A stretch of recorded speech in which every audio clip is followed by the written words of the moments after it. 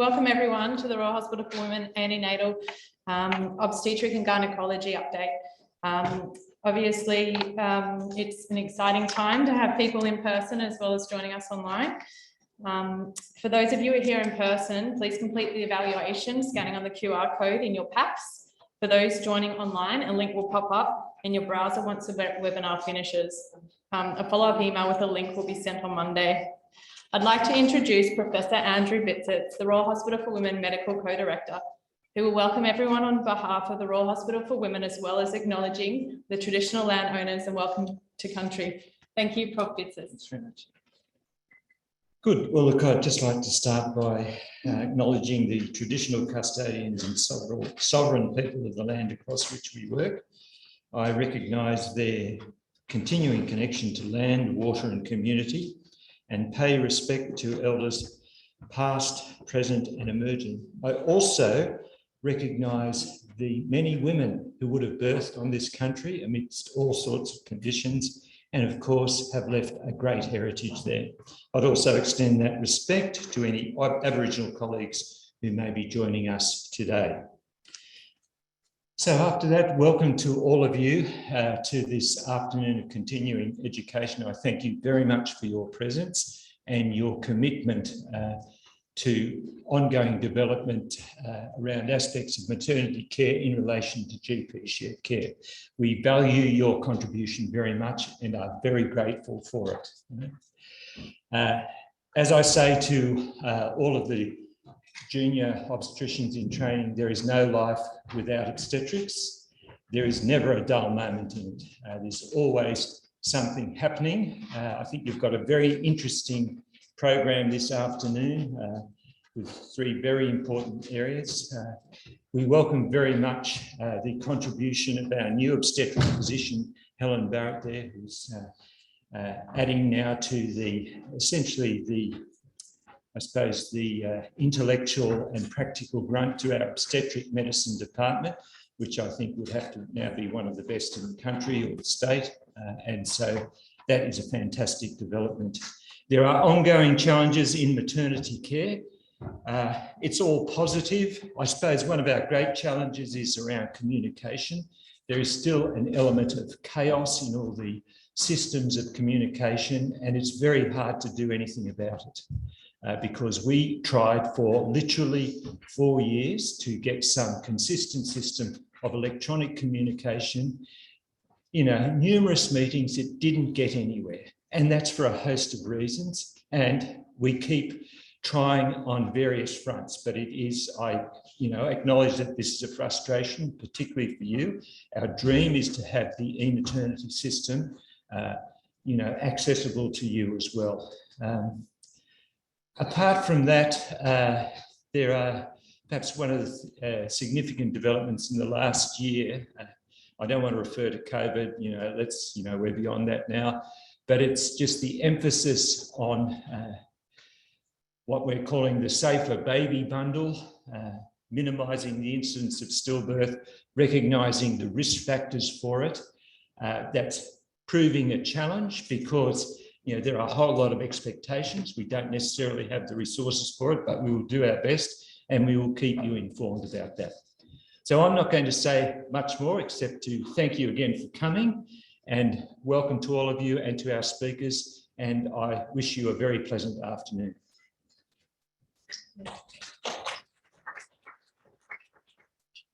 Thank you, Professor Bitsitz.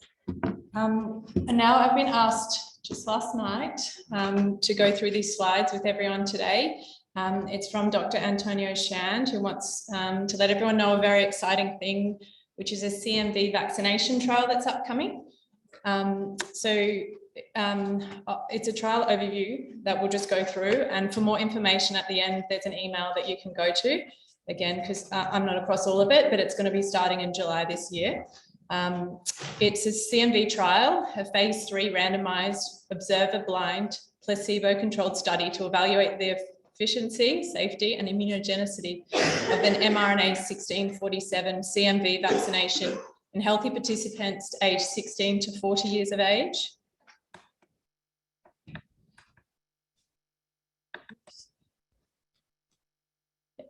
Approximately 6,900 total female participants will be enrolled in 2 cohorts. One will be CMV seronegative cohort of 5,500 participants, and 2 will be a CMV seropositive cohort, 1,400 participants.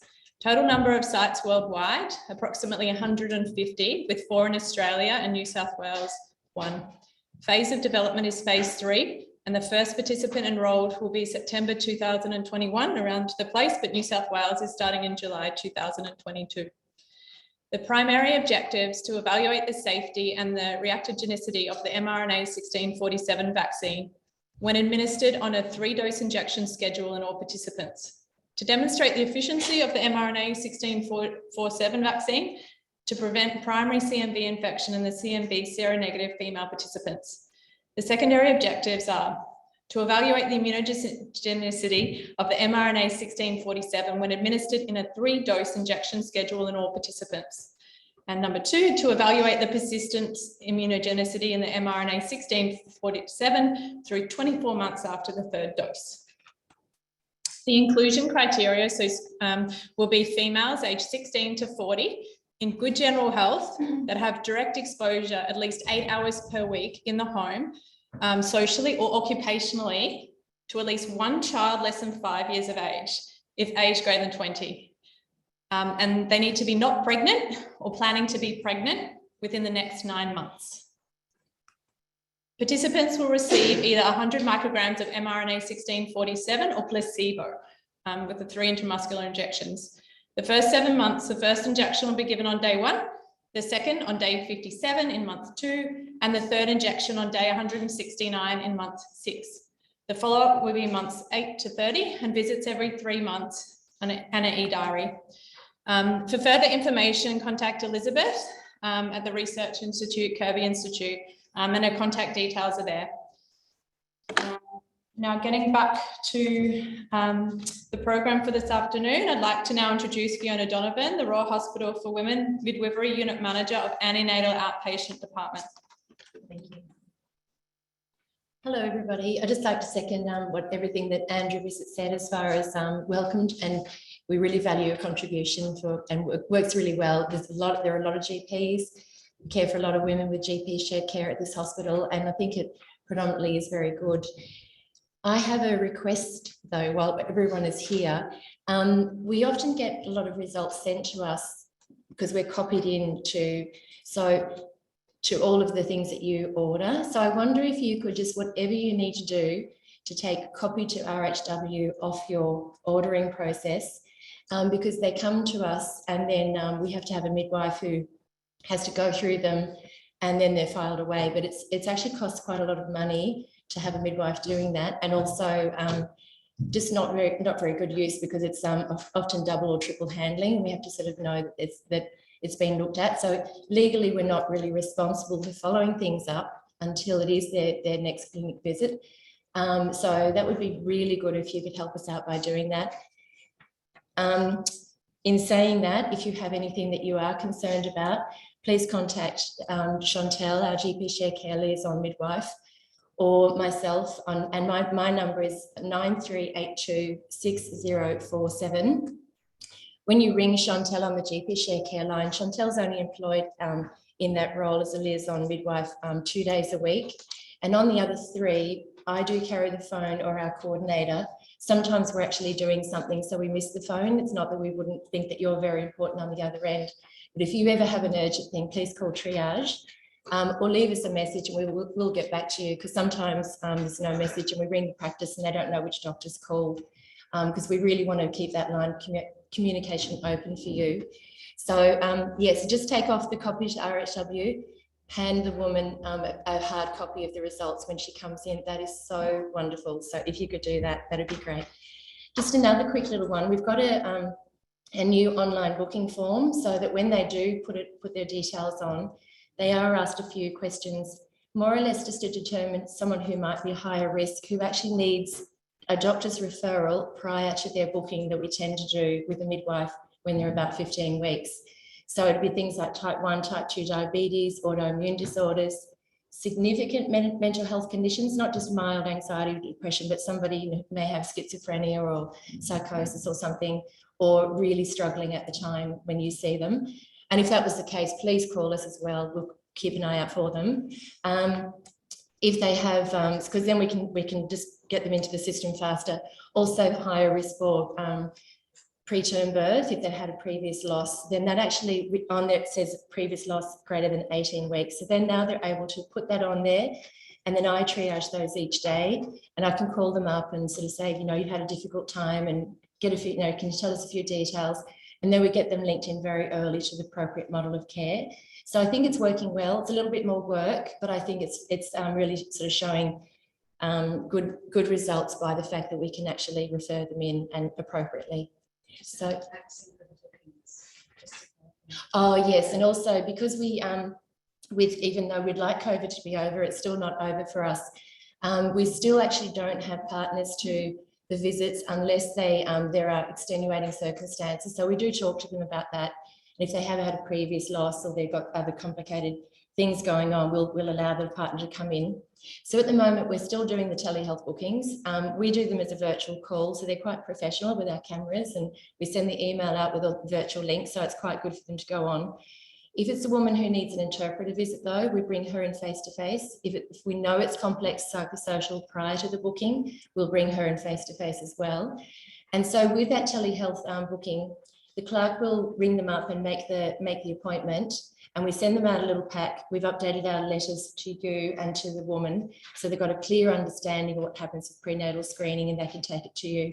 Because sometimes they haven't gone to a GP who's GP shared care and not as knowledgeable as you are. So we like them to sort of, they can take it back and get that sorted. But if you could fax all of their pathology and ultrasound results into us on that number, the 9382 6118 that you have, that is most helpful, because then we file that away. So when the booking's been done, it's just there ready for the midwife to go. Okay. Have you got any questions at all about anything? Okay, so that number, my one, as I say, if you can't get through on the GP shared care line, do ring my number and leave me a message, because when I'm back in the office and I do see the light on, and we try to get back to you as quickly as possible. Anyway, it's lovely to meet you all. Hope you have a great afternoon. Thank you. We're delighted to present a comprehensive program today. In the interest of time, we ask that you reserve questions to the end of each presentation and keep them succinct, and be mindful of other attendees that may want to ask questions. To introduce our first speaker, I'd now like to introduce Dr. Meredith Stone, who'll be presenting a talk on perinatal mental health, Steadying the Cradle. Dr. Meredith Stone is Head of Perinatal Psychiatry and Women's Health at the Royal Hospital for Women. She's also a conjoint senior lecturer in the School of Psychiatry at UNSW and a visiting medical officer at the Tamworth Rural Referral Hospital, where she works as a general adult psychiatrist and the clinical lead of Community Mental Health Acute Care Service. Please welcome Dr. Meredith Stone. I was going to say that everyone could ask questions throughout, so I'll have to adjust that. So please keep note of whatever questions you have. And so I've called this talk Steadying the Cradle because that's what I see GPs doing week in, week out in the perinatal mental health space. And from what I see, it's very much you are the guys who have the knowledge of the patient, who know about the familial and psychosocial context, who have an idea of the premorbid personality, and whether postpartum this is just a little bit exaggerated, or whether the person is completely different from how they usually are. And hopefully you've seen the baby and something about the health of the baby, and you can be reassuring and tell parents that they don't need to worry if that is the case. So my role I see as being fairly peripheral in the bulk of perinatal mental health problems postpartum. But I am aware that, and as I think is it Gillian? Yeah, Gillian has already come and spoken to me today, that there can be a lot of anxiety about parents in that kind of early parenting phase when they're not coping. So I'm hoping that today I can provide a little bit of guidance and answer any questions. So please, whoever's doing timekeeping, make sure that there's time for questions at the end. I'm going to start the talk with just a brief video.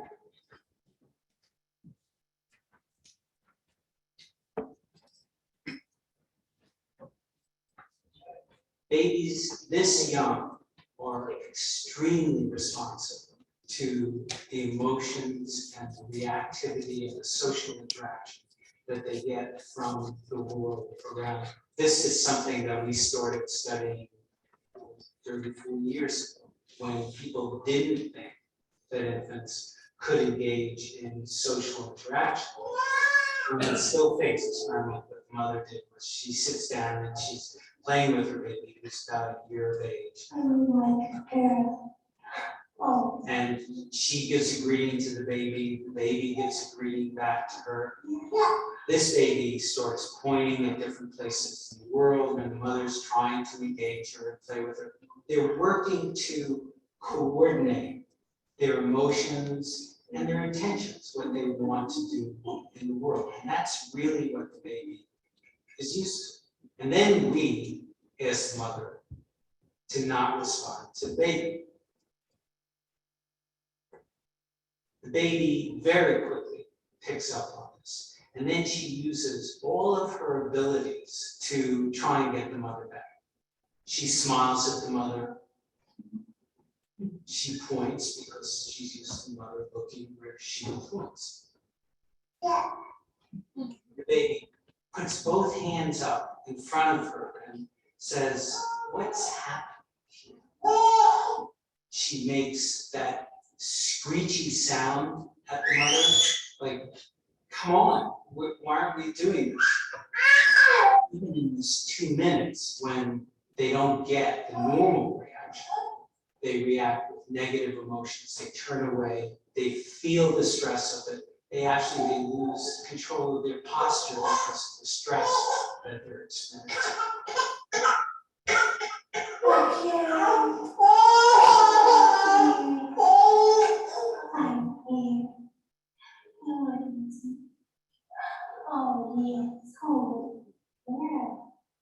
It's a little like the good, the bad, and the ugly. The good is that normal stuff that goes on, that we all do with our kids. The bad is when something bad happens, but the infant can overcome it. After all, when we stop the still face, the mother and the baby start to play again. The ugly is when you don't give the child any chance to get back to the good. There's no reparation, and they're stuck in that really ugly situation.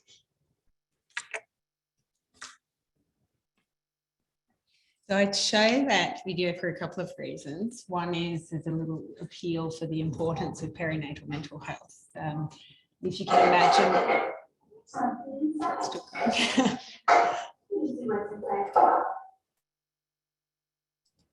if you can imagine, I mean, you've seen the response that a baby has to a passive caregiver after just 2 minutes.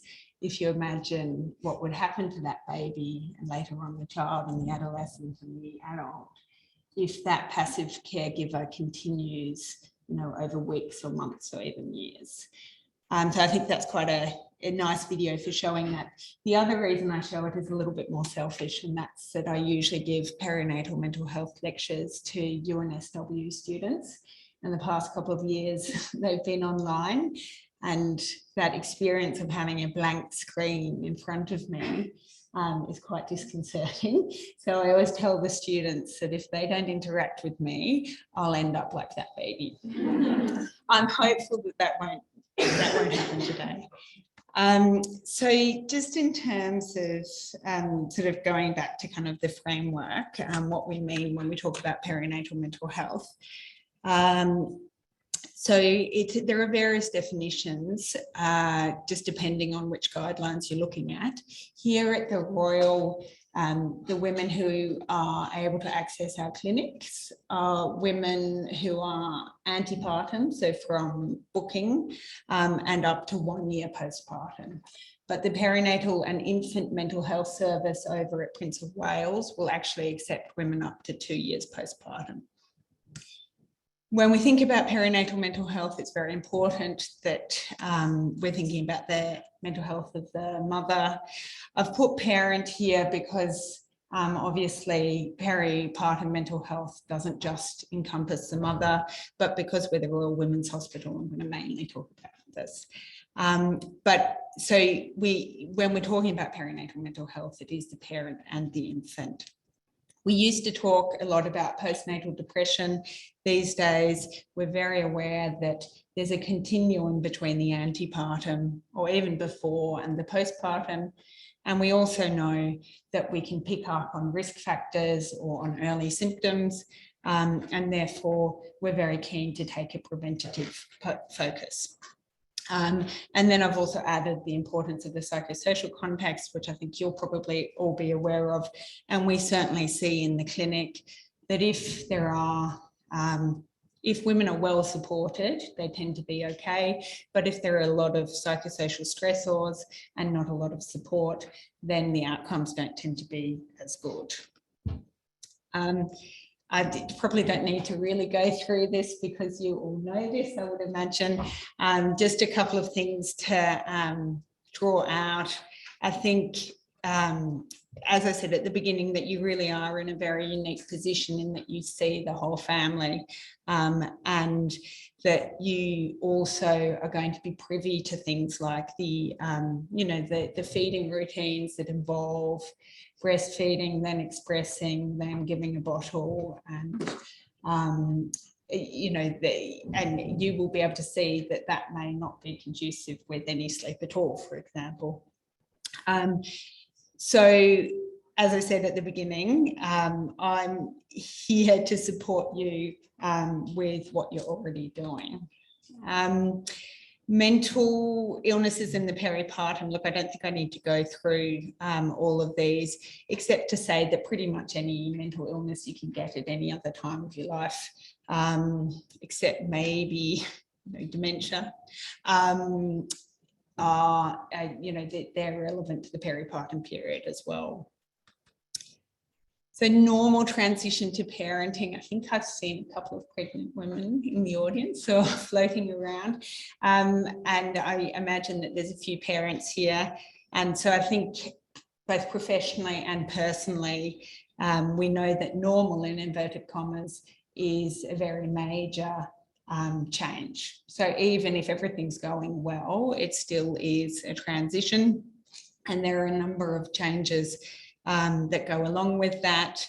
Again, I think just in the interest of time, I won't go through all of them. But those last couple of points, I don't know whether anyone knows what I mean. Has anyone heard that term before, ghosts in the nursery? No. So yeah, I could give a whole lecture on that, but it's the idea that, we were all at some point helpless infants who were at the mercy of someone who was bigger and stronger and who may have at times not always met our needs. And most of us, especially doctors, get very good at keeping that little part of ourselves very much at the back of our minds. And what we find in perinatal psychiatry is that when a baby comes into the world or when someone falls pregnant, that can actually be the first time that the usual defences that we have to sort of repress that memory start to crumble a bit. So we often see that people are more fragile in the peripartum, and I'm sure that you've seen that as well. That doesn't need to be abnormal, but it does mean that, people are more vulnerable and we need to look after them a little bit more. So depression, that's probably the mental health condition that you see the most of in the peripartum, along with anxiety. And I'm going to be talking mainly about depression because there is such an overlap in anxiety. So really a lot of the management principles are pretty similar. I think we probably all know that historically postnatal depression has been overlooked or symptoms have been normalised. Interestingly, these days, I sometimes think that it's gone in the other direction. I don't know how many of you are into sort of celebrity sort of vlogs and sort of postnatal depression outings, but certainly there's a number of very prominent women who have spoken about their journey through postnatal depression recently. So it's definitely more acceptable in some social groups, but there are other groups where it still is under-detected. As I mentioned before, untreated peripartum depression tends to persist and cause longer-term suffering and detrimental outcomes for the infant, like we saw in the video, but really for the whole family. These 2 points at the end, perinatal psychiatrists like to kind of draw them out to show how important our field is, but it is a pretty sobering, they are sobering points in that in this era where my obstetric colleagues here in Sydney in the developed world are doing an excellent job. Women don't, and the midwives, of course, as well, women don't tend to die in childbirth or around childbirth due to physical causes, but the way they die is by a suicide. That statistic that they're 70 to 80 times more likely to die of suicide, just take note that that's if they have a severe psychiatric episode. So that's not for all women. So I'm sure you've all seen peripartum depression and you're all familiar with the general symptoms of depression. What is it that is unique to peripartum depression? Does anyone know whether peripartum depression is a diagnosis in the DSM-5? Or in any of the classification systems? No, so it's not actually seen as being a separate condition. There's usually sort of a marker that says with peripartum onset. But what we see in our clinic is that there are some characteristic symptoms that go along with it that tend to be a little bit different from other forms of depression. As I mentioned before, there's often a lot of anxiety that goes along with it.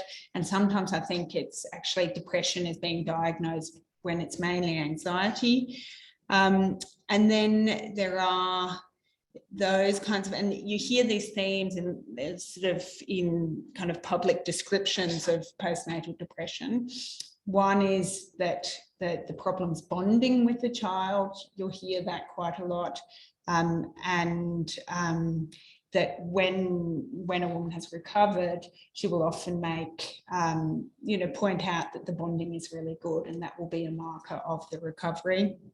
And then there are often thoughts not just about low self-worth, but also that she's a bad mother.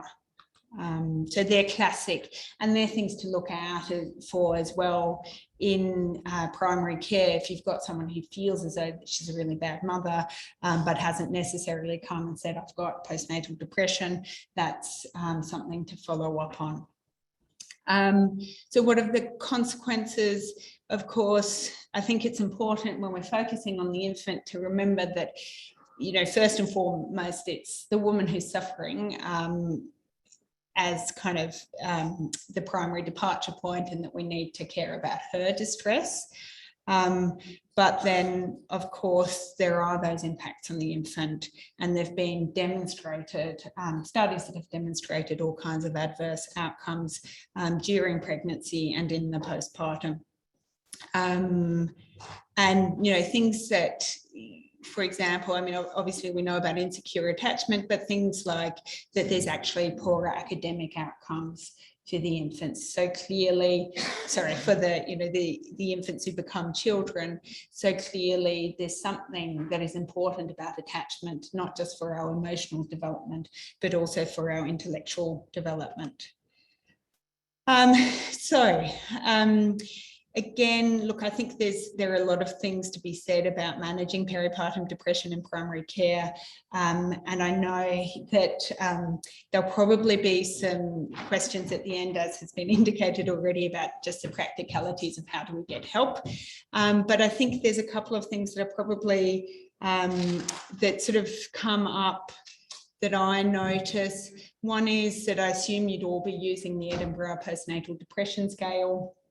I just would say that that's a great screening tool, but it doesn't replace a mental health assessment.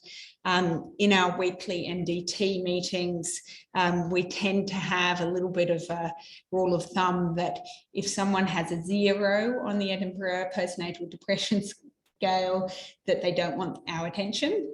They don't want anybody's attention. So it can be, you know, that they've had a history of a child being removed, or they're using drugs or alcohol.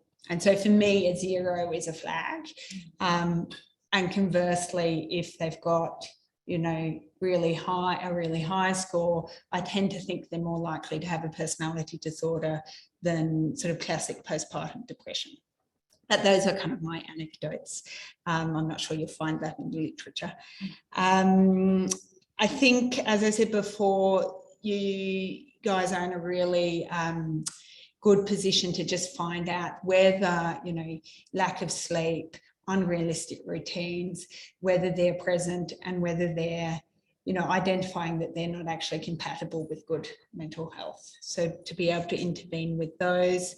I find in pregnancy, often, especially, you know, professional women who are used to really achieving at work, and maybe there's already a baby there, things just tend to get really busy towards the end of pregnancy. They want to be able to leave the work behind and have it sort of packaged up neatly. Their toddlers may be getting sick, they're getting sick, they're tired, they're big.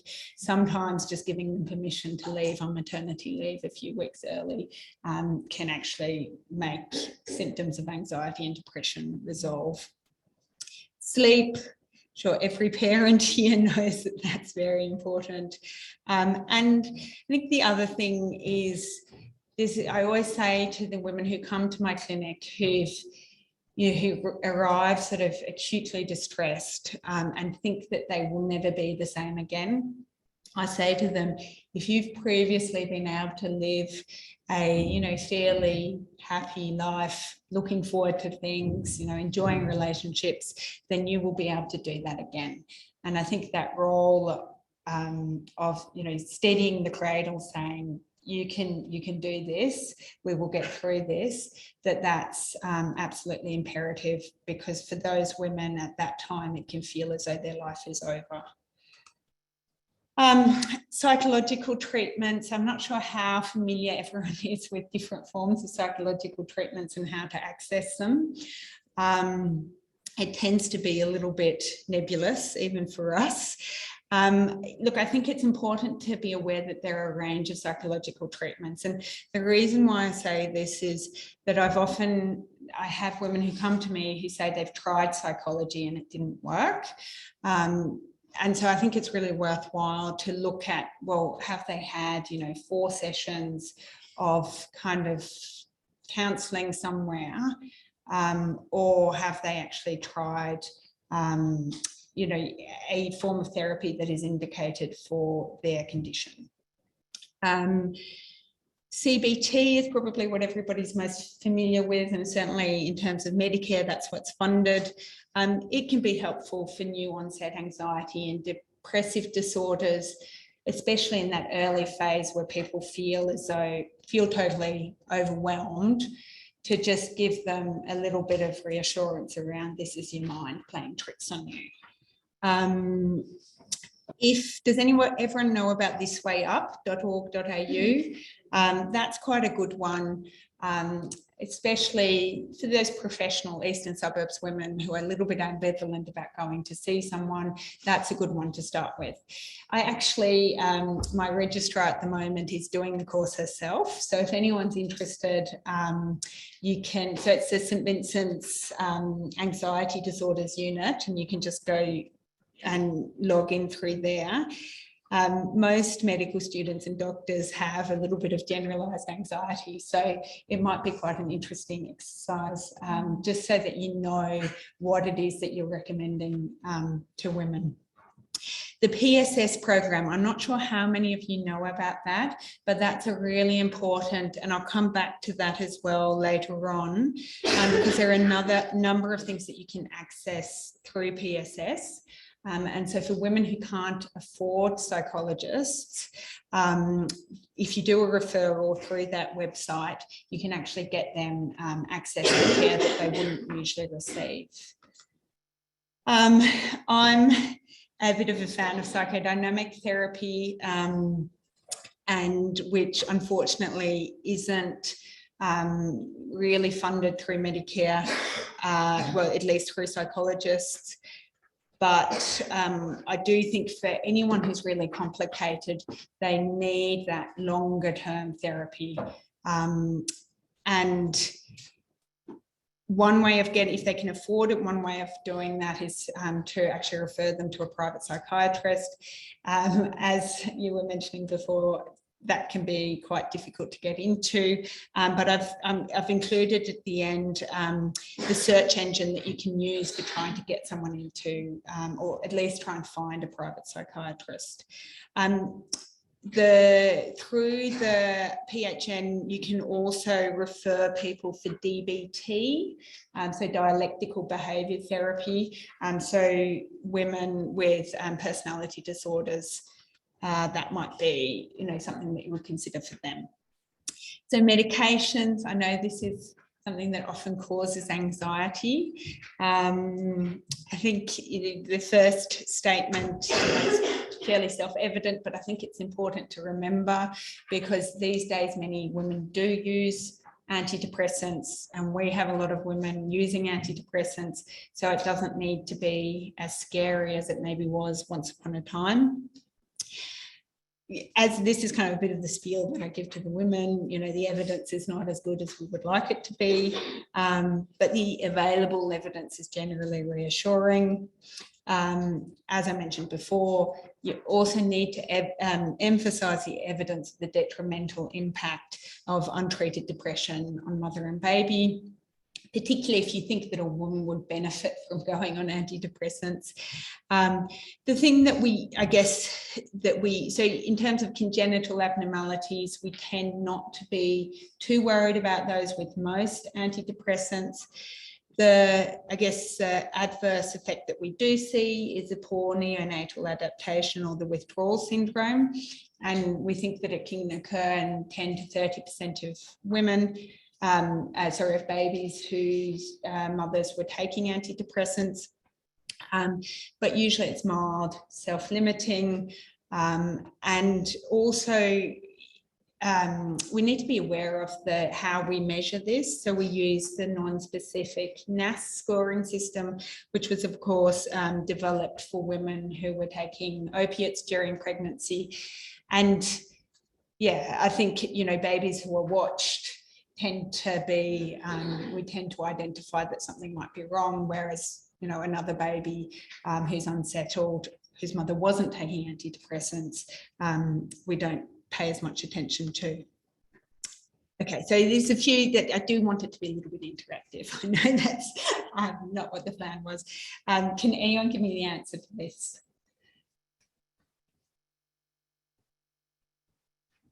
Say monitor them. Sorry? Monitor them. Monitor them? Yeah, that's a good answer. Depends upon the condition. Yeah, probably. Yeah. Increase. Yeah. Yeah. So that's a good answer. So I've heard of so I think it used to be, I don't know who said it, but it used to be said that we needed to decrease the dose of antidepressants before a baby was born to try and reduce the risk of withdrawal syndrome. There's actually not really a lot of evidence that doing that will reduce the risk of withdrawal syndrome. So that means that women are on an antidepressant, so exposing the baby to a potential risk through that, but at the same time, they are undertreated because, of course, in the third trimester, there's more risk of hemodilution, so they actually often need more. And so in that way, the baby is actually exposed to both risks. So please remember that. I mean, as you said up here, look, you don't necessarily have to increase them. You need to, see how they're going. But certainly, please don't decrease it, because when the baby comes, that's when they're going to need them. Just in terms of, I think often GPs like to know what medications that we're most comfortable with. So sertraline and escitalopram are probably the ones we initiate most commonly here. But if a woman is stable on another SSRI or SNRI, please don't just change them over. We tend to keep women on the same ones. So there have been some studies on fluoxetine and paroxetine that indicate that maybe there's an increased risk of congenital abnormalities, but the evidence is not compelling and it's a little bit mixed. And so certainly if we know that a medication works, we want to keep the women on it. Just there's a couple of other points here. My registrars often ask me, how do I know whether they need antidepressants? And often it's actually quite hard to figure it out. I think there are some clear cases where, say a woman's not eating, sleeping, then you'd really encourage them to get on antidepressants. But otherwise, I'm very much guided by the woman. So it may be that, she's really against medications, and then I'm certainly not going to push them. But it could also be that she's convinced it's a biological depression and that only medication will help. And then I tend to, say, okay, let's give it a go after we've had this discussion around risks and benefits. I usually recommend that you monitor women weekly when you start them on an antidepressant, and especially for those where there's that overlap with anxiety and they're really anxious and they're not sleeping, remember to add something in to cover that initial period, because as you all know, they don't really kick in for a couple of weeks, and initially women might actually feel more anxious. So those are the, obviously, doxylamine's Restovit, that's the one that probably everybody feels most comfortable with. If that's not cutting it, or it's making the woman feel too groggy the following morning, then I would consider something like quetiapine or olanzapine at very low doses. Mother Safe, I don't know how many of you call Mother Safe. As I've put down the bottom here, even I call Mother Safe. So I think that's a really great resource for you, but also just to document that you've told the woman to speak to Mother Safe, and that kind of covers you. So anxiety, as I said, how are we going for time? Just so that I can, still another 5 minutes of talking. Okay, so anxiety, as I said, a lot of the management principles are similar to depression.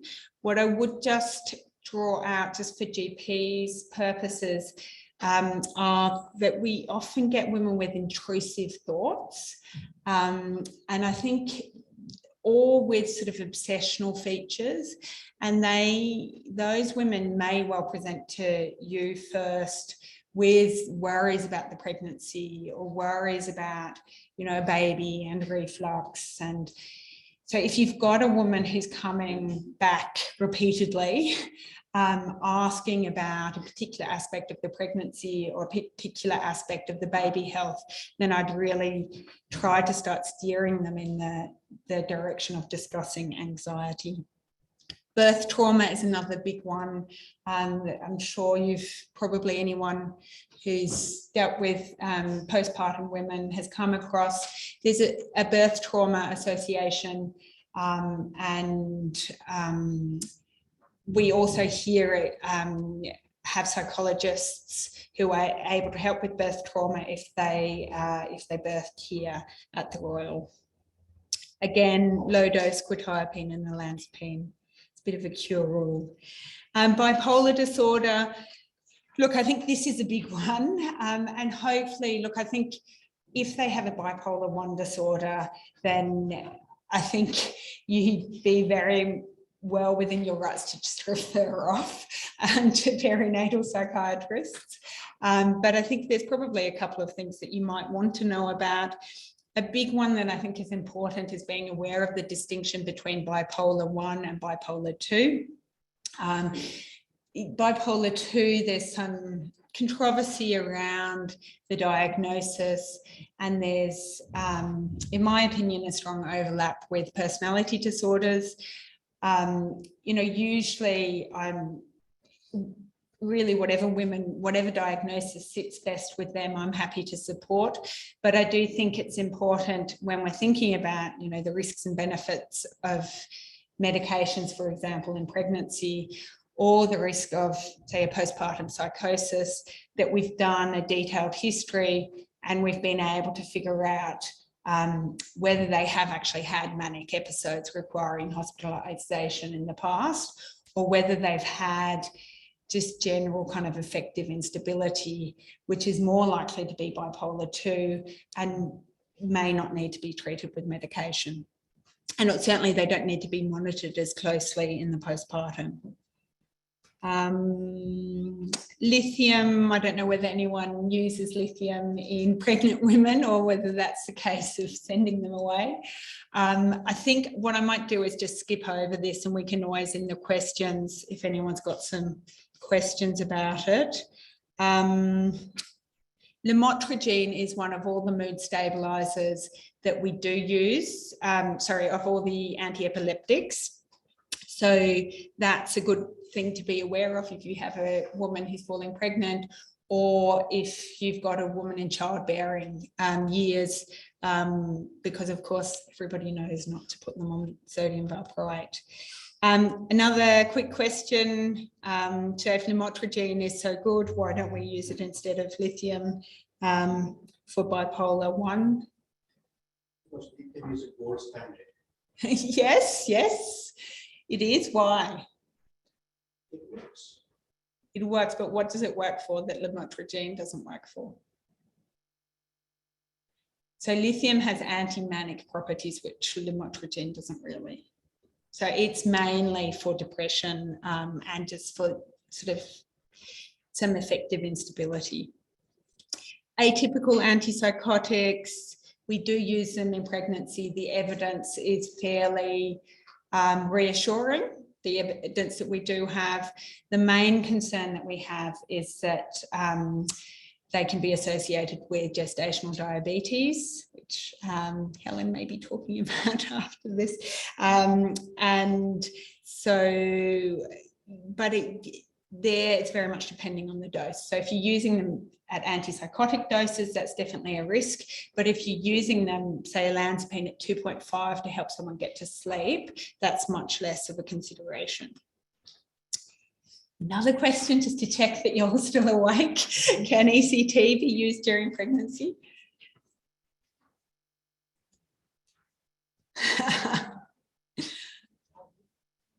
Yes, yeah, good. I mean, probably the reason I'm asking this question is, yes, it can be, because it's kind of something that you wouldn't imagine could be used, but it can be used during pregnancy. And in fact, if someone's really unwell, it's sometimes life-saving for the mother and the baby. But obviously there's a lot of caveats that go along with that. Can you use transmagnetic? Yeah, you could. Well, I'm pretty sure you could, but I wouldn't be using it for for something that you needed an immediate response on. Yeah, it's not as effective as ECT. I think I'm probably up to questions. So why don't we go up to, because I think that's probably more useful. I'll just ask this last question. I'll ask a question and you can ask questions. Are personality disorders treated with medication? No. Well done. Yes, it's a trick question. They always are. But we suggest that they don't get treated with medication as the primary form of treatment. Having said that, remember that people with personality disorders are more likely to have other conditions. And there's also a lot of hyperarousal that goes along with the complex trauma that's associated. And so sometimes SSRIs or any of the other medications really can be helpful as symptomatic relief. Okay. So when you said before, Yeah.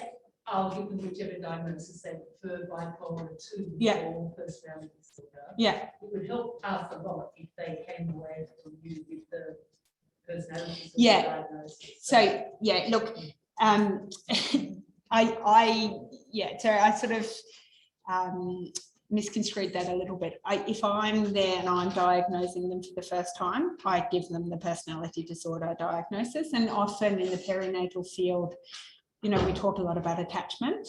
So I explain it to them in terms of attachment and insecure attachment. However, often patients will come to me having received a diagnosis from someone else, and they might be quite invested in that diagnosis. And then I won't necessarily, you know, I'll maybe emphasize the attachment aspect of it, but I won't necessarily say you don't have bipolar 2. I don't believe in bipolar 2 because that will create all kinds of problems.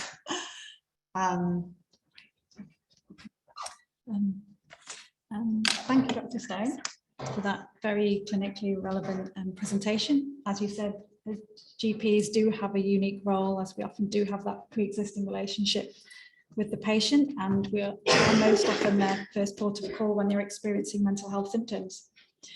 With this being the first hybrid meeting, I'm trying to incorporate questions coming through on Zoom as well as from the audience. So can I start with one of the questions from online? Oh, yes, I'm just facilitating the questions for you. You need to come back down. But the first question came through online was what is the NAS scoring system? Do you want me to come back up? Yeah. So that's, I actually have just had a blank. Can anyone tell me what it stands for? Neonatal abstinence score. So it's a score that was developed for babies of mothers who had been taking opiates during pregnancy. Okay. All right. And then anyone from the audience? In terms of starting SSRI, restlessness again the first 1 to 2 weeks. Yeah. Is there any room for benzos? I think it's so much. Yeah. Are you talking about pregnancy or postpartum? Either. Yeah. Look, yeah, there is. If you know the woman well, then yes, you can do that. I mean, we tend not to recommend benzos during pregnancy, but we do in practice, as many of you know, they do sometimes get used.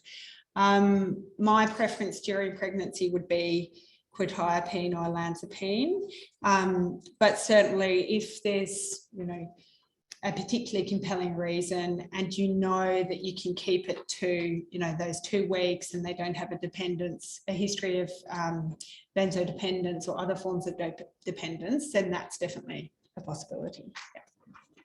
All right. Just one other question that came through online, Dr. Stone.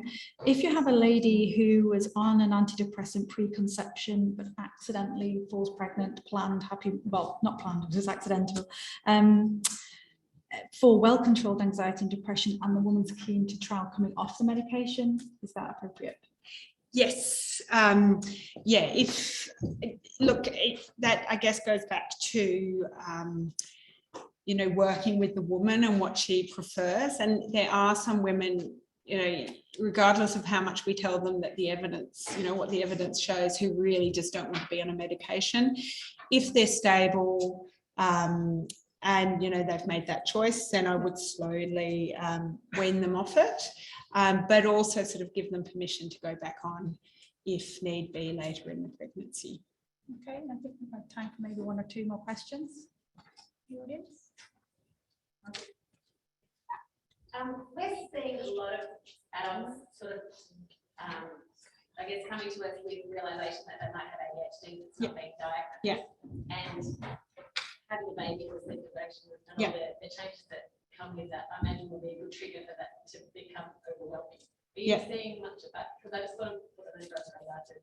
Look, personally, I'm not, because we say well, Can you just repeat what? so sorry, the question is whether we see a lot of ADHD, and I'll use both meanings of the term see. I always say that I don't see women with ADHD because we don't have a stimulant prescribing service here, but certainly I think ADHD is a bit of adult ADHD is sort of a bit of an in diagnosis at the moment, and I do have women, you know, coming saying it's my ADHD, but I think it can be really tricky to distinguish between ADHD and whether it's just the, you know, the sleep deprivation, the maternal preoccupation, or the, you know, feeling overwhelmed.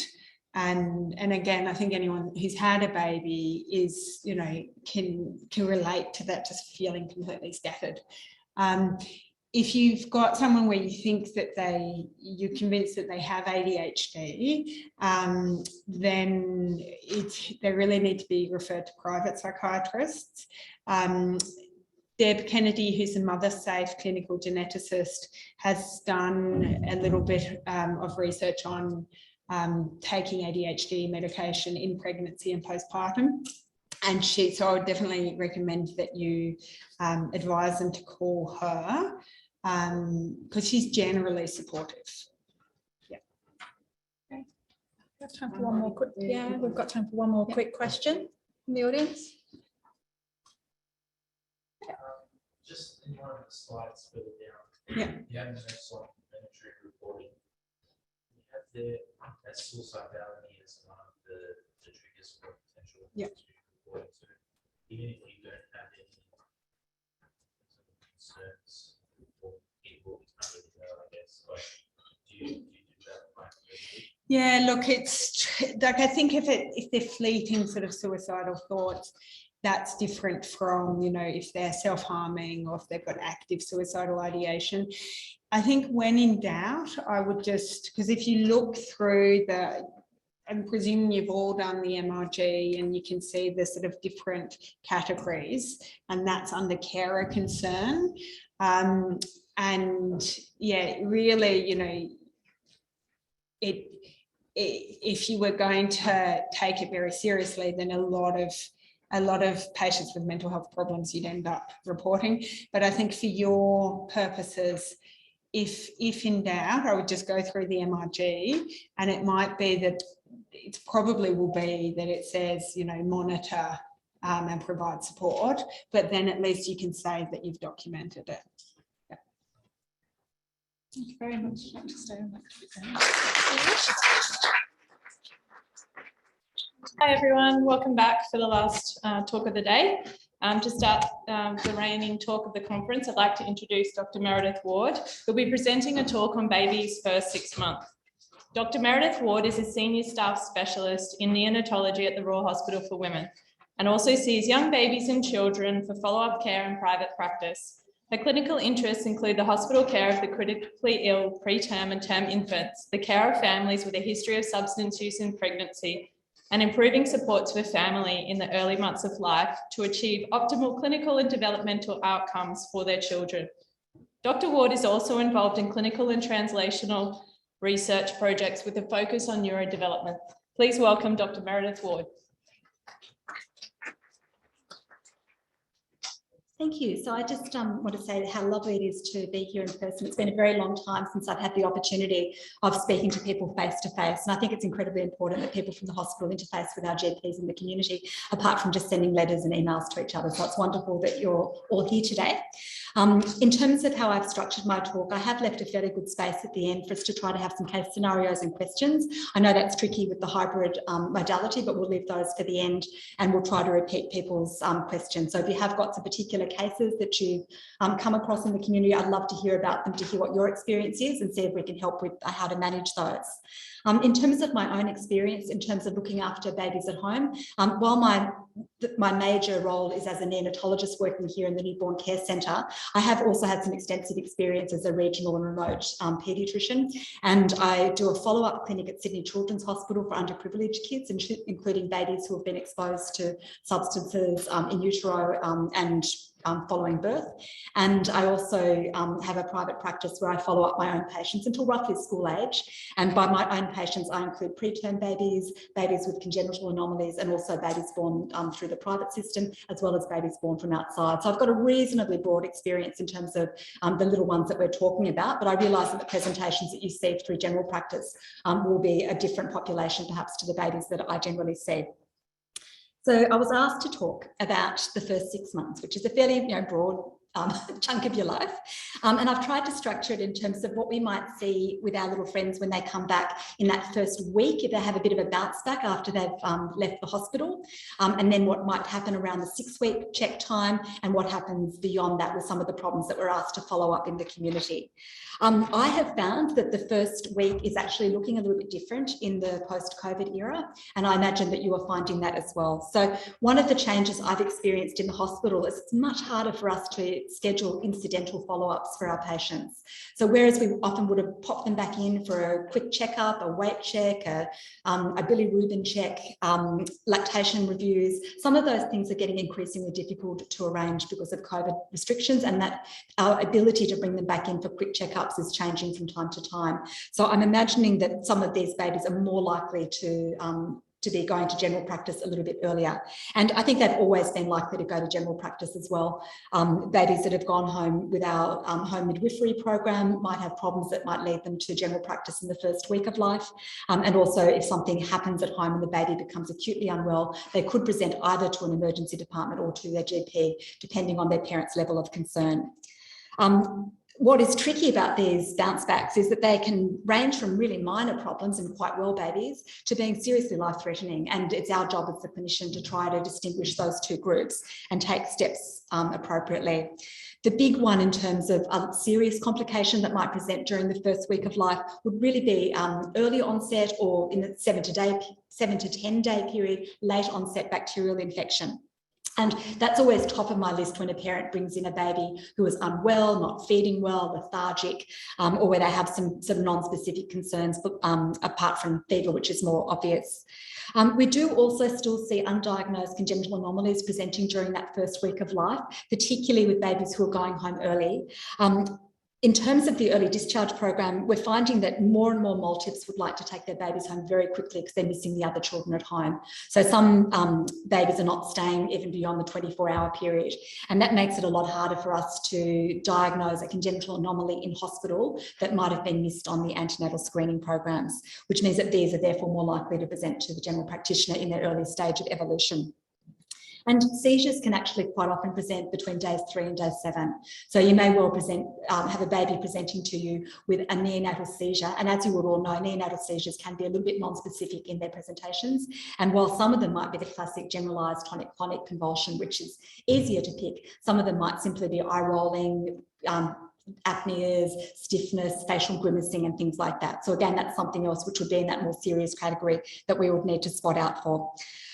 Common things that would present during that first week would be increasing jaundice after discharge, and also obviously feeding issues where the baby hasn't fully established feeds at the time of discharge. So I'll try to go through some of these in a little bit more detail for you.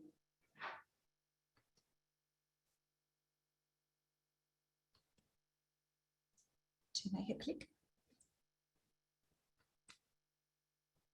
Oh, hang on, I'm pressing it, it's not. Oh, there we go.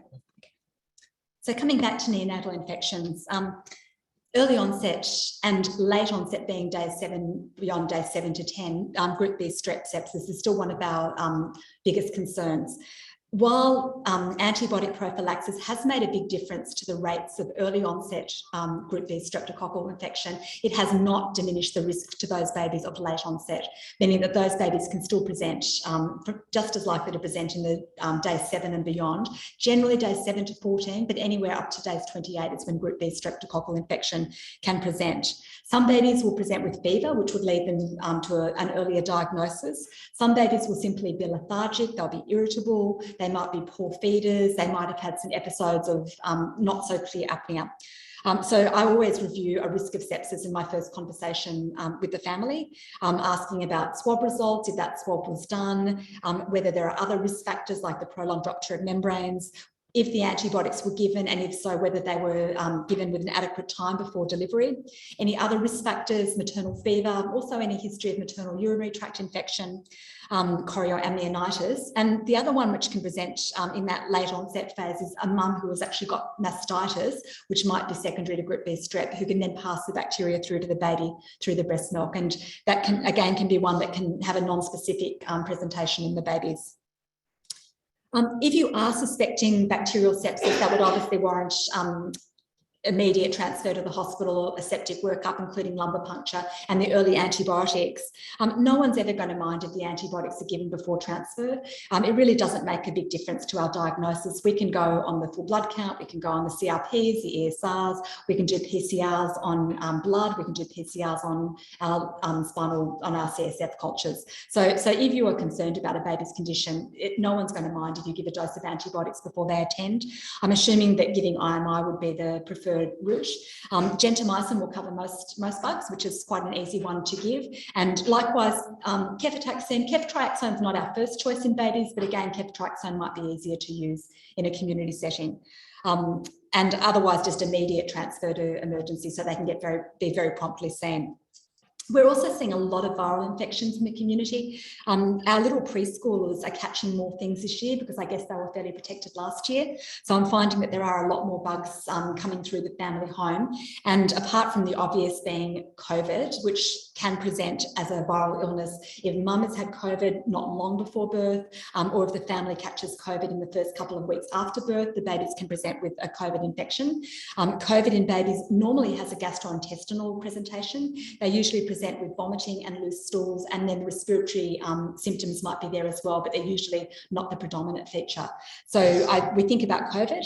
More common probably are the enteroviruses. So with our little friends in daycare, bringing that home to the family, we do see a lot of hand, foot and mouth, and that obviously can be very nasty in the babies. Herpes is still out there, so considering any maternal history of herpes simplex, and also whether there's any family members who might have a lesion, and considering other viruses. So RSV is having a rampant season, influenza is often running, and actually looks like it could be not quite a difficult flu season for us. So considering those viral infections as well. The mainstay with a baby, if you don't think it's bacterial infection and you think it's a viral infection and you think things are safe to monitor at home, the main thing is frequent review. So I would see the babies daily if you need to see how they're progressing and have a good sort of safety set of safety guidelines for the family so they know quite clearly when they should present for help, and just reassuring them that, again, the emergency departments are very happy to see them. If it's a suspected COVID infection, that's totally fine. They just need to phone through first so that they're greeted at the door and taken to the appropriate place. So undiagnosed congenital anomaly, it is a little bit less likely for all of us now, given the quality of our antenatal screening in terms of ultrasound. However, and in terms of the cardiac diagnosis, the oxygen saturation screening is being performed in hospital at 24 hours of age, and that's ruling out some of those more subtle cyanotic conditions that we otherwise weren't picking on clinical examination. However, it's still very much possible to present with an anomaly in the first week of life after discharge. And the kind of things that we generally would miss would be still a cardiac anomaly, most likely not to be a severe cyanotic anomaly, but perhaps something more like a large VSD, which starts to present itself beyond day 3 of life. If a baby had a very large VSD, it could present with respiratory symptoms and failure during that first week. And also the obvious one being coarctation is still missed on antenatal screening. So a baby with a coarctation could present with poor colour, poor feeding, and the poor distal perfusion. So if you're concerned about that, those babies can then be sent back into the emergency department for review. And you would pick that usually on colour, circulation, listening for murmurs, any concerns regarding the respiratory effort. The other one that we see quite a lot of are gastrointestinal anomalies. So something high will probably present during the first 24 hours of life. So generally duodenum and above is going to present with bile stain vomiting or large amounts of non-bilious vomiting in the first 24 hours, but something lower could present later. Occasionally an imperforate anus or a tight anus can be missed on the physical examination. Likewise, lower GI anomalies can present later. A partial obstruction can certainly present later. And we see a lot of our Hirschsprung's disease could present later. So these babies can present with vomiting still. They can present with abdominal distension, delayed passage of stool or poor passage of stool. And again, if you're concerned, you can do an X-ray yourselves, but depending on your level of worry, you might want to send them into emergency. So neonatal jaundice, I'm sure there'll be lots of questions about this one towards the end. So I'm just going to introduce it here. The fundamental thing is working out whether we're dealing with physiological versus pathological jaundice. And physiological jaundice follows that classic pattern where it peaks on days 3 to day 4. When you measure the SBR, it will be unconjugated. You've usually got a history that goes with it. So we've normally got decreased oral feeding, family history perhaps of having jaundice, some increased bruising at delivery, perhaps tooth swelling or a cephalhematoma. If I see a term baby who's a normal size, normal gestation, the SBR, it's unconjugated, it's around the right time frame, I would not treat anything that was below 320. I would simply watch it to make sure it's peaked and that it's going down. We would be encouraging some natural light exposure for the baby and just making sure we're fully supporting feeding. In terms of pathological jaundice, it would usually be high earlier. It would be rising later. That's the G6PD one that can catch us out, where it does actually rise when the babies are at home. We'll pick that if we follow that jaundice to make sure that we have picked the peak of it. And obviously looking at the blood groups, rhesus will have been diagnosed, one would assume, through the antenatal process, but ABO is common. Even with a negative Coombs test, we can have ABO incompatibility causing prolonged jaundice. And that would warrant closer follow-up and also longer follow-up in terms of how often we would check those bilirubins. And as I said, in the past, we used to often call these babies back into hospital for testing, but it is more difficult in some institutions. So you might be finding more babies with jaundice coming to the GP in the first 2 weeks. In terms of treatment, most of the babies would, in the first week, would be treated through the maternity hospitals. So we would usually treat the babies either at home if they're in a home midwifery program using a billy blanket at home, or we would bring the mother and baby back with the mother as a boarder and do a billy blanket up on the postnatal wards. And we can also do double light phototherapy in some institutions on postnatal. Otherwise, they need a nursery admission. Breast milk jaundice is the other one that plagues us. It can go on for quite a long time. I think that the books always say about 6 weeks, but I've certainly seen it go, 8 weeks or longer. And again, it just depends on your comfort zone around whether it's benign and decreasing. We obviously want to make sure we don't miss a pathological jaundice, in this case, such as biliary atresia, where that jaundice will be escalating and will be conjugated. So we would make this diagnosis in a breastfed baby with a fairly mild prolonged jaundice with a decreasing trend and unconjugated. I would confirm that it's unconjugated on blood tests. I generally do LFTs as well while I'm there, just to make sure I've got a full picture that it is normal. In terms of more extensive investigations, I don't usually jump straight in because we've got the benefit of the thyroid having been checked on the newborn screening test. So if I was concerned, I might phone the newborn screening laboratory through Children's Hospital at Westmead and just check that that thyroid function was normal. In terms of urine metabolic screenings, checking for urine infection, I would normally only do those if there was another indication, unless the trend was not as expected. And if we do have a high conjugate fraction, that's quite different, and we need to do the more extensive range of investigations, including a liver ultrasound for those babies.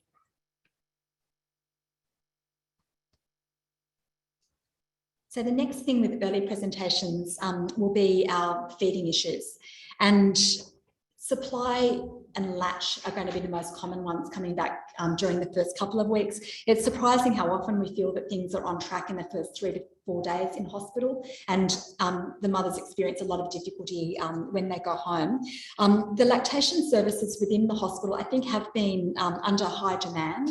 I think that the community services are also good, and I think sometimes it's a little bit quicker getting them in through the community services. So while I would always approach the lactation consultants at the hospital where the baby has been discharged from in the first instance, because they would have continuity of care, if there's any difficulties with that, then we would go with the breastfeeding services attached to the early childhood centres, so Bondi Junction and East Gardens being the major supports there.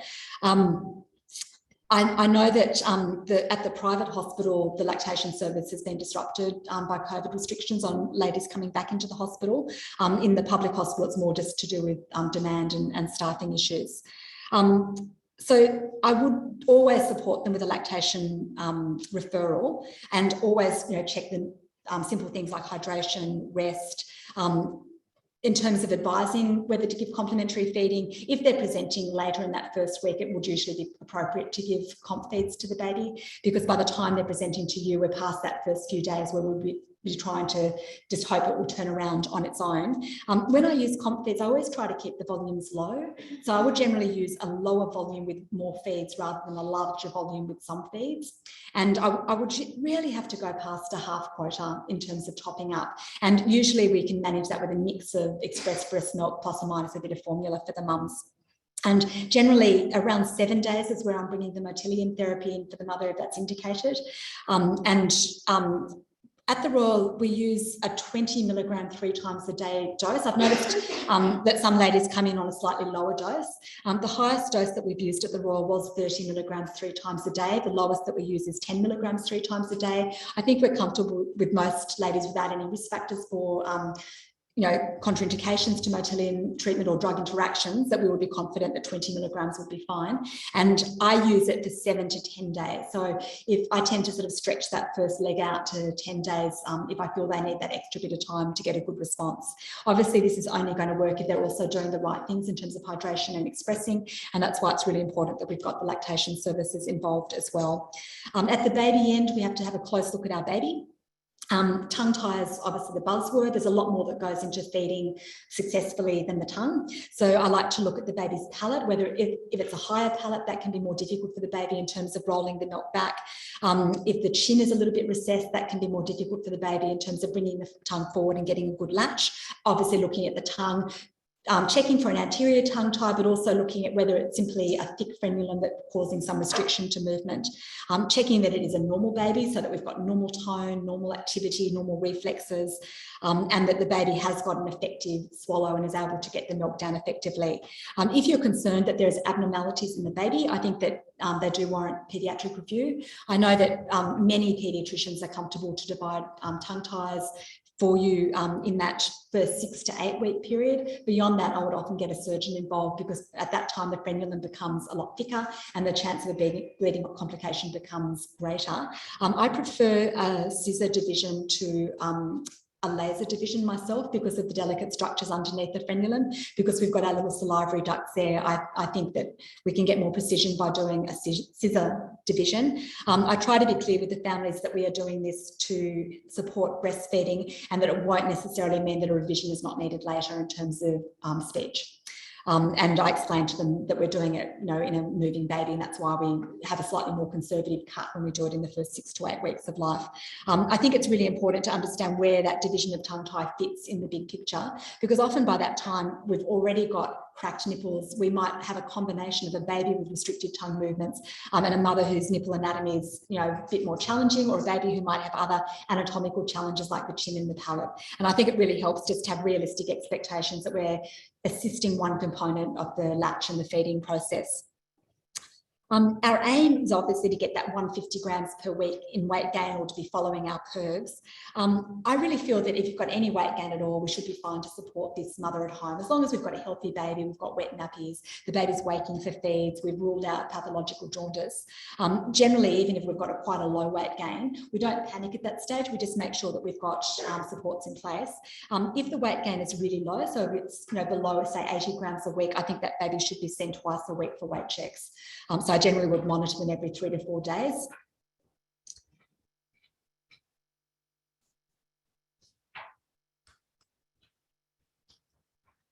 So hopefully that's got us through some of the major issues in the first 1 to 2 weeks. I imagine I've skipped through a few of them. And we can come back to those with your questions. So this is moving on to the 6-week check, which used to be perhaps the more common point where we would meet our babies in outpatients or in general practice.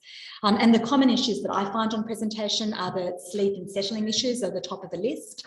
Often some ongoing supply issues even at this stage, and some ongoing issues in terms of latch.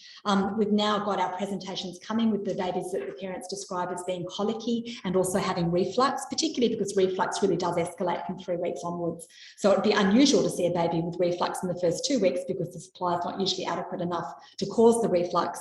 And generally the reflux will present at around weeks 3 to 4, and the parents will be concerned about it by about week 5 to 6. Our stool pattern might be something that's concerning the families at this point. So we can have loose stools, firm stools, head shapes will be starting to get a bit wonky. The skin rashes are coming out at this time, and we're still following through with our clicky hips, our hip ultrasounds, our kidney ultrasounds. And by this point, we've often we're revealing the stresses in the home situation. So we might be seeing issues of maternal or paternal exhaustion, and also mental health issues, which might have been okay with that initial euphoria of birth, might be presenting now in the home situation. I think, again, just to mention, with the COVID situation, our parents have been less supported. So it's nice that extended family from interstate and overseas can now come through. Even so, it has still been more difficult for families to come through and support young parents. And also parents themselves have had concerns about how many visitors they should have in the home because of their very heightened awareness of infection. So I am finding that parents are still feeling more isolated at home this year than they would have been a few years ago. So sleep and settling, I mean, this is really distressing for babies. And I think I always try to think about how is the baby going and how is the family going. Sometimes the family is clearly more exhausted than the baby. So babies are designed to catnap. Babies' brains in that first 6 weeks have got a very short REM cycle. They can enter REM sleep within 25 minutes. They can have a rejuvenating sleep in those 45-minute to 1 hour naps. So they can literally do catnaps 24/7, and they can bounce out of it looking pretty happy and well. It's further down the track that they really need to get their sleep patterns consolidated and start to have the longer sleep cycles. So the baby could often be doing reasonably well with these very short sleep cycles, but the parents are absolutely exhausted. In terms of why this is happening, so the first thing is to make sure that the baby's doing well. So the obvious is to go back and just check the weight gain, make sure that we have got a healthy baby, and to address any issues affecting the baby as a priority, because until we address that, we're not going to have any success in terms of addressing sleep and settling. But I think at the same time, whether there's baby issues or not, we need to see where we're placed in terms of parental exhaustion, mental health, and what family and friend supports we've got around for the family. I try to get each parent to prioritise sleep. We're finding a lot more of our dads are taking paternity leave, which is lovely. When they go back to work, their level of exhaustion can be very high. Likewise, many mums are still trying to work from home these days because they've become accustomed to Zoom work. And we find a lot of people have had expectations they'll be able to continue their work or get back into work quite early. So we try to look at sleep for both mother and father and who can come and help them to allow them to get a 3 to 4 hour block of sleep once a day. And that's what I prioritise with each parent, is for each of them to enter REM sleep once a day and then to top that up with naps. And sometimes it's as simple as looking at the schedule and finding a time where grandma can take the baby out for a walk, or how the parents can tag team a little bit better. I find a lot of the time with these very unsettled babies, we have both parents hovering over the baby all the time. And we really need to get them to divide and conquer so that they can take turns with the baby and get that rest for themselves. The other thing that comes into sleep and settling, which is not on my slides, is unsafe sleeping. So unsafe sleeping is enormously common with these babies, and parents honestly feel that they're doing the right thing for their child's development to be holding their baby continuously to allow it to sleep. And I'm usually fairly descriptive about, you know, what that would look like if they fell asleep on a couch or a chair or in an unsafe position in a bed, and that I would rather that their baby, having been attended to, was crying in a bassinet next to them rather than falling asleep with them in an unsafe position. So I think just coming back to safe sleeping, and again, if parents are going to make that choice to co-sleep, and many people will, just, you know, just talking from a practical point of view, what their sleep situation looks like, what the bed looks like, getting the pillows off, getting doonas off, making sure we've just got a light blanket, and making sure there's only one person in the bed, if you can have a nest for the baby, and so on, so that we're not being judgmental if they do choose to make the choice to co-sleep. Obviously, we don't advise it, but whatever we can do to make that situation a little bit safer is a good thing for the family. But I just can't say how often I've you know, come across babies who are being propped up in beds with pillows, or who are being nursed all night on a chair with a very well-meaning parent who simply is not going to be able to sustain safety for that baby. I think we do have a lot of community resources out there, and I think sometimes parents are actually too exhausted to access them without direction. So I try to sort of really guide them back towards those lactation supports, early childhood centres, and towards the mothercraft services. We're, you know, very lucky to have beautiful services available locally with Karatani and also Trazillion for support. And I really encourage parents to make contact and to start to do the day classes quite early. And also I tend to book them in quite early for residential if I feel that there are problems there, because then it's there, it's waiting for them. We all know it can be a 3 to 4 week wait, even if things are quite urgent. So I think it's nice to have it booked in, and then the parents can cancel if things have improved. I was going to discuss some case scenarios here, but we'll leave that at the end. So reflux colic, cow's milk protein enteropathy, are these real? Are they physiological? Do they need treatment? So we all know that we're heavily encouraged not to use proton pump inhibitors for babies who cry, and not to overdiagnose gastroesophageal reflux as a cause for babies' distress. And babies, reflux is normal for a baby. So to have an incompetent esophageal sphincter is a normal part of a baby's physiology. Many babies are happy chuckers, and they can bring the milk up without showing any signs of distress whatsoever, and they can resettle very nicely. Some babies grimace and squirm, and it will wake them from sleep, but again, they can be settled quite nicely. So crying will peak at that 6 to 8 week period regardless. This is the time where parents see their babies vomiting. Reflux is so commonly discussed in the community that most of the friends and relatives will be describing it to the family. There will be histories of siblings who have responded beautifully to omeprazole and so on. So we all come under a lot of pressure to medicalise a crying baby and to use the PPIs as a treatment.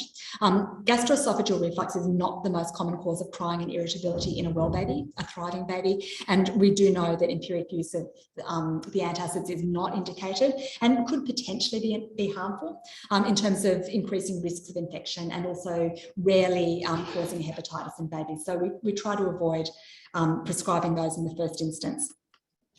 So when would I treat it? So we do get some babies who seem to have a cycle of feed refusal. Now, feed refusal can escalate quite quickly, and feed refusal is where a baby does not want to latch on the breast, or where a baby does not want to take the bottle, and they're essentially having an aversive feed experience. I think that these feed refusal babies are having a multifactorial experience, and I do think that parental anxiety and tension is a big part of what's going on. But I think that it can be an emergency. I think that this can escalate quite quickly, and I tend to have a multi-pronged approach to treating these babies. So if I see a baby with genuine feed refusal, I have a much lower threshold for getting the reflux question out of the way in the first consultation, as well as dealing with other aspects. Because if the mum is still strongly concerned that reflux is the cause, her anxiety is not going to diminish until we've done a trial of treatment for that. If a baby is clearly irritable with feeding and is not settling either during the feed or after the feed, I think that it's not unreasonable to trial a PPI. If a baby has got evidence of dysphagia, if they've got coughing or spluttering or wheezing after a feed, if they're not gaining weight well, if there's blood in the vomit, which we think is coming from baby and not from the nipples, and babies that have got tracheomalacia, I think that the reflux is part of a perpetuating cycle with the babies with tracheomalacia. So I think early PPIs are indicated for those babies. I like to exclude pyloric stenosis myself if there's any history of projectile vomits. I have had babies where I've been treating as reflux for a while, who at 4 months it's become clear it's pyloric stenosis. So now I generally get that out of the way quite early. cow's milk protein enteropathy. So again, it can cause quite similar symptoms to reflux in the sense that it can cause an unsettled baby with feeds and it can cause vomiting. But these babies would also have either blood or mucus in the stool. So I'd be looking for that as an indication to make any changes. If the baby's thriving and not particularly unwell, I don't think there's any indication to treat it if it doesn't have blood. I think if there's blood in the stool, that means that the level of colitis is probably high enough to warrant a dietary intervention. And again, if the baby is distressed, then that would also warrant a dietary intervention. And we generally would advise the mother to avoid dairy and to avoid soy. And we encourage her to continue with breastfeeding. We've got a nice choice these days in terms of hydrolyzed formulas. So if we do need to supplement with a formula, we've got some partially hydrolyzed formulas on the market with prebiotics and probiotics added. And I generally use a non-prescription formula such as Allopro, which can be hard to get. So I encourage them to order it online because it's easier to get it online before I start the prescription formulas that don't taste as good. Prescription formulas, we've got Pepta Junior, Ellie Care, sometimes Neocate, sometimes hard to get at the moment. The aim is to reintroduce dairy and soy into the baby's diet. We were originally reintroducing it at 12 to 15 months, but we've now started to bring that forward and we're now bringing it back into the baby's diet or the maternal diet at about 9 months of age. And I generally reintroduce it in the forms of grated cheese and a bit of yogurt. So if I don't use omeprazole, how do I treat gastroesophageal reflux? I really just emphasise that it's a physical regurgitation and describe the discomfort that comes with the physical regurgitation separate from the acid reflux symptoms in the top third of the esophagus. We review positioning during the feed and often we can help mums who've got a fast letdown or a big supply with this. Head elevated position for around 20 to 30 minutes after the feed. You may or may not be able to thicken the feeds. It's pretty tricky with breast milk, but we can try it. I'm not sure that it's always helpful. And just reviewing those settling strategies for the babies when we do lay them down. Generally, the recommendation is still to lay the baby flat rather than trying elevated mattress and cot positions for a SIDS point of view. If there is coexistent cow's milk protein intolerance, I treat that. I would generally have these babies on an infant probiotic, as well as having mum on a probiotic if she's breastfeeding. And for the babies with more significant symptoms, that's where we will do the trial of the omeprazole. If I'm going to use it, I use a therapeutic dose. So I'll use 1 milligram per kilogram twice a day so that I can actually see if it's working rather than just a gentle dose, which will be subtherapeutic. And frequently review that care plan. If the baby has an ongoing need for proton pump inhibitors past 6 months of age, I would review the diagnosis and make sure we're doing the right things. And if I can't get them off them by 12 months, I bring a gastroenterologist into the picture. Plagiocephaly, very common. Usually it is postural. So normally, if the ear moves forward as well as the back of the head, it's going to be postural, not syndromic. Sometimes you get the associated torticollis with it. So as well as looking at our cot positioning and repositioning the baby, I do some gentle stretches in the neck just by head to ear or tipping the ear down to the shoulder and stretching the contralateral shoulder to try to encourage the parents to work on that neck flexibility as well as the sleep position. Encourage them to rotate the sleep position and increase the tummy time activities. For me, tummy time is as simple as turning the baby onto their tummy while we do a nappy change. So I encourage parents to do 30 seconds to a minute with nappy changes. That way we're doing 7 minutes a day and gradually build up from that. Rarely do we need to bring investigations and treatments in. Usually at around 6 to 7 months of age would be where I'd be involved in the helmet clinic if it was cosmetically significant. For me, if it's anterior, that's more significant than simply a posterior plagiocephaly because it's more obvious if the forehead is coming forward or the ear is coming forward on that side. Skin conditions, so we have got cradle cap, we've got rashes, thrush, contact sensitivity. We do see a lot of significant eczema in babies in the first 3 months of life. And also if there's a history of psoriasis in the family, these babies can present with really bad nappy rashes and sometimes their eczema can be exacerbated. So it's really worth checking your family history there. I find out what the parents are using themselves, but the philosophy behind treatment is to bath less, use bath oil, use a thick, greasy moisturiser, depending on their preference, paraffin, shea, lanolin, and then we add in the steroid creams. And if we are going to use steroids, again, making sure it's therapeutic. So at least a 1% twice a day, going up to the Advantage fatty ointment if we need to. I think about allergens that might run in the family and we look at those in the breast milk as well. If you think it's infected, if it's really minor, I would use QV flare-up bathwash or something that contains chlorhexidine for 3 days to clear the staph from the skin. But if you think that the baby has got a more significant level of infection than that, then I would use oral flucloxacillin. If the baby has fever or you're very concerned, then obviously into hospital for intravenous flucloxacillin. So these are the slightly more medical topics. I've got the handouts here from the Royal. So if people would like to be sent through the current guidelines on what we're doing for renal dilatation and hip dysplasia, we've got the guidelines that we can share with you. They're also available on the Royal Hospital for Women website under the Newborn Care Centre under medical policies.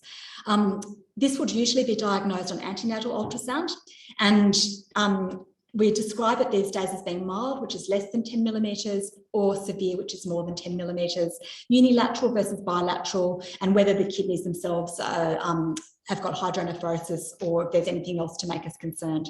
Most of the ones less than 10 millimetres are benign and are going to get better. We don't treat them with prophylactic antibiotics. We follow them with serial ultrasound, generally at 2 weeks, and then again, you might check it again after 6 weeks, perhaps at 3 months, 6 months, 12 months, and so on, to make sure that that dilatation is resolving. Once you're happy it's below 7 millimetres, you can stop doing the ultrasounds. The greater than 10 millimetres, that's where we use the prophylactic antibiotics. Our current preference is to use cefalexin. I think the dose is 12.5 milligrams per kilo per day, which is in our protocol. And for those babies, we will do MCU with extended antibiotic cover for that test, plus or minus a MAG3 study, to make sure that we don't have obstruction and to make sure that the perfusion to the kidney, the flows to the kidney are normal. Severe greater than 15 should be seen before they go home from hospital and would warrant going straight back into ED. Okay. Hip dysplasia. Hip dysplasia, we don't recommend doing universal ultrasounds in Australia because we get a lot of false positives which don't actually need treatment. So we rely on clinical screening of risk factors at birth, and that further check at 1 to 4 weeks and 6 weeks. We all, I'm sure, know the risk factors, which is being breech in utero. Family history is a really important risk factor. And then minor risk factors are things like a postural talipes, oligohydramnios, torticollis is a very minor risk factor, big babies, and being a girl is also a risk factor. If you have 2 minor risk factors, that warrants investigation, or 1 significant one, such as breech or family history. Barlow's and Ortolani's test is not really important to remember which is which. Barlow's is, you just need to know you're trying to push the hip out, trying to push the hip back in. So Barlow's is where we try to dislocate the hip. So we bring the hips into the vertical position and we push in a posterior sort of lateral direction to try and pop it out of the socket. Ortolani's is where we try to reduce it and bring it back in. So we take them out to full abduction and try to pop them back in if they're dislocated. If you can't get full abduction, that's pathology in itself, and that would warrant an ultrasound. In general, it's fairly clear that you've got a clunk, not a click, but if you're not sure, it's fine to do an ultrasound if you think it's clicky. If you can get that degree of movement, like a clunk at the hip, it should have early review with an orthopaedic surgeon because it might need immediate bracing. If it's clicky, then we would proceed to doing the 6-week ultrasound. If it's dislocatable, that goes through the paediatric orthopaedic team at Sydney Children's Hospital. Otherwise, whether you follow it yourselves or send it through to a paediatrician, we generally would, if the first hip ultrasound is okay, we discharge and follow up with just a clinical examination. If the first one is abnormal, but not to the point of needing bracing, so in the 40 to 50% coverage, then we would recommend both a repeat ultrasound at 4 months and also an X-ray at 6 months. Well, there we go. So that was within the right time. So I wanted to leave that time there for questions, for things that I might have left out that are in your experience. Yes. Thank you so much for that. I have 2 questions. There's some which probiotic use. Okay, so I'll just do them one at a time. So for people at home. So the first question was which probiotic I use. I generally use the Nestle range. It used to be simple because they only had 1, now they've got 3. I honestly don't really mind which one you use between Lactobacillus, Bifidobacterium. They're all, I think all of those Nestle ones look good. The only reason I'm favouring their brand is because it's liquid, and I think it's probably a little bit more effective being liquid, and I think it's also easier for the family to give. It is a bit more expensive. If parents want to use a powder, if mum's breastfeeding, she can rub it on the nipple, and also just checking probiotics in mum's diet as well. The other one is, have you seen any HSV, asymptomatic HSV spread? So like giving the baby HSV and they don't have any So, I mean, I guess there's also the risk of genital transmission if it's been a vaginal birth, and a lot of mums with recurrent HSV simply wouldn't know that they'd had an outbreak. So if it's going to be an oral HSV, the mums would always know, and they generally would have taken contact precautions. I think that, you know, recurrent genital is unlikely to cause infection in babies, but it's not absolutely impossible. So it is still something that we consider. And if a baby's very unwell, we generally cover with acyclovir until we've done some tests for that. Sorry, I'm not sure if I said the question at home, but the question was whether if a mum doesn't have herpes lesions, whether we have seen episodes of HSV, and the answer then yes, we have, but it's more probably from recurrent genital herpes rather than oral. We've managed to get some of these questions up on here. These are the ones that Okay. came in. How do you suggest that we in GP arrange a serum bilirubin? Yeah, so I would go just to pathology. So, so the question is, how do we suggest that in general practice you get an SVR done? I just would send them to pathology, unless you can get them back to the maternity hospital. So if they can go back to the maternity hospital, we can do a transcutaneous bilirubin, which is lovely, saves the baby a blood test. If that's in the first week of life, the hospital is more likely to be helpful with that. Beyond the first week of life, probably not. So I would simply send them to an external pathology service or to our SEALS pathology, where we've got paediatric collectors, and hopefully they'll do a heel prick. I know in the US they recommend supplementing all breastfed babies with vitamin D for the first 6 months. Is that changed at all? I'm wondering if that's because, sorry, Emma's just asked whether we routinely recommend vitamin D supplementation for breastfed babies. Yeah, and the answer is no, we don't. We recommend for all mums to stay on their breastfeeding supplements, as you probably know, but that's partly for their own health as well, because they've got the risk of osteoporosis in breastfeeding if they don't take supplements themselves. I think that with the sunshine that we've got and skin colours, it's probably not an issue. I know that we are selectively screening for vitamin D deficiency and treating it when we find it. Obviously, all our preterm babies are still on vitamin D supplementation through Pentavite, but no, we're not routinely recommending it. This question here. Yeah, that's a good one. We were asking this week at my practice, do you check QT interval before giving domperidone, even if not on other medications which could increase the risk? I don't. So the question is, do you check QT interval before giving domperidone or motilium if you're not on medications which could increase the risk? I check family history. So I usually ask if there's any family history of arrhythmias, as well as asking about medications. And if the history is benign and the medication profile is benign, I prescribe it without doing that. I guess checking the QT interval would be an obstruction to early prescription of domperidone, because by the time we get, I don't know if you can routinely do your ECGs in rooms, perhaps you can. For me, obviously, as a paediatrician, it's not that easy. I'd have to send them to somebody back to the GP to get it done. And I prefer to get that going fairly quickly. And the practice in the Royal is that we haven't been doing that.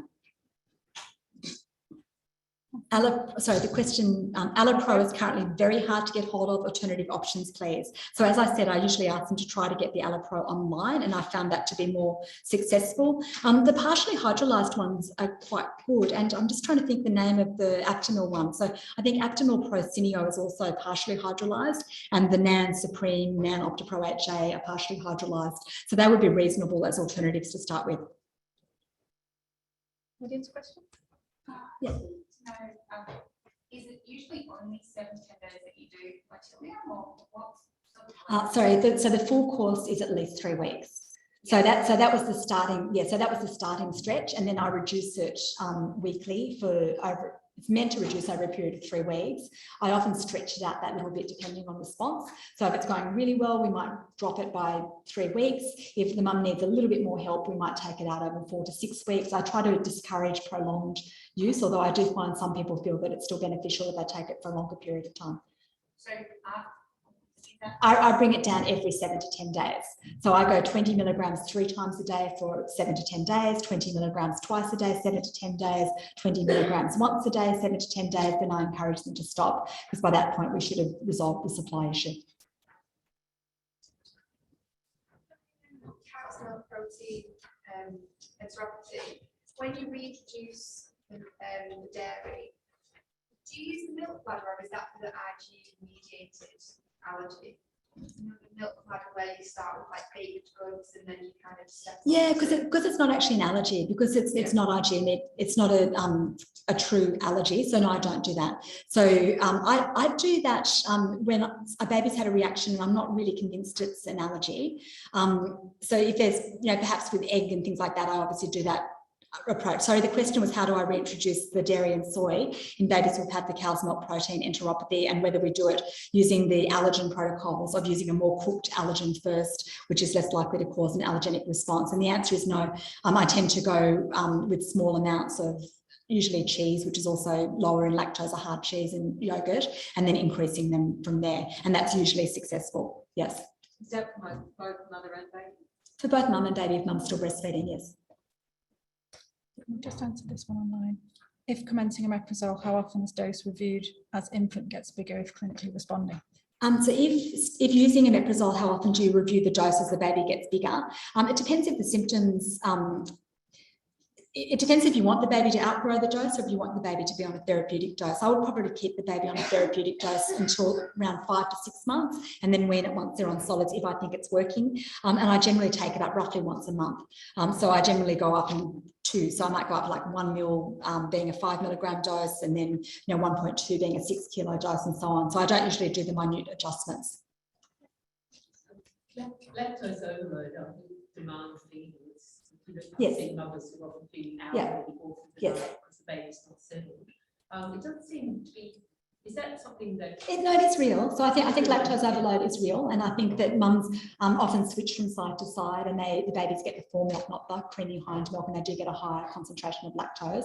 Those babies usually have got the floppy, explosive stools. I didn't sort of go into different stools and what they look like, but if I think that there is an element of lactose overload from that, then I think we generally encourage block feeding. So making sure they at least just go 1 breast per feed and drain the breast, but also considering block feeding where they go to the same side twice in a row.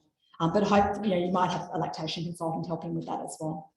But I usually recommend 1 breast per feed or 1 breast 2 feeds consecutively to make sure we get rid of the excess lactose.